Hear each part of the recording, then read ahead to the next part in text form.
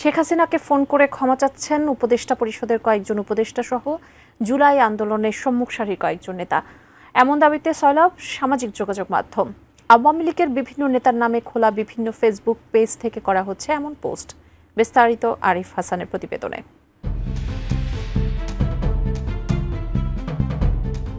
গোপনে কিছু উপদেষ্টা শেখ হাসিনার কাছে ফোন করে কান্নাকাটি করছেন, ক্ষমা চাচ্ছেন জুলাই আন্দোলনের নেতৃত্বদানকারী বেশ কিছু নেতাও। বিভিন্ন ফেসবুক পেজ থেকে এমন দাবিতে করা হচ্ছে বিভিন্ন পোস্ট। অনুসন্ধান করে দেখা যায় পেজগুলো মূলত বিভিন্ন আওয়ামী নেতা এবং অ্যাক্টিভিস্টদের নামে খোলা ফেক পেজ।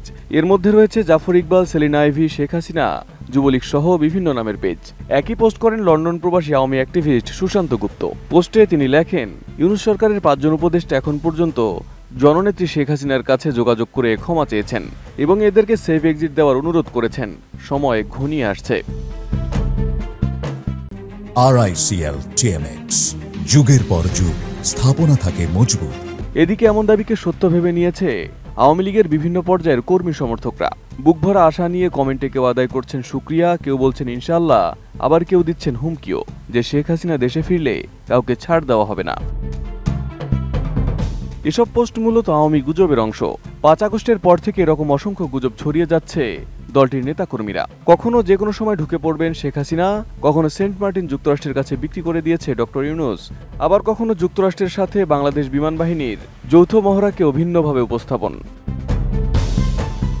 এদিকে নতুন করে ছড়ানো এই গুজবকে মজার ছলে নিয়েছেন অনেকেই। প্রধান উপদেষ্টার সিনিয়র সহকারী প্রেস সচিব এক ফেসবুক পোস্টে লিখেছেন, আহারে ফোন নাম্বারটা নাই বলে।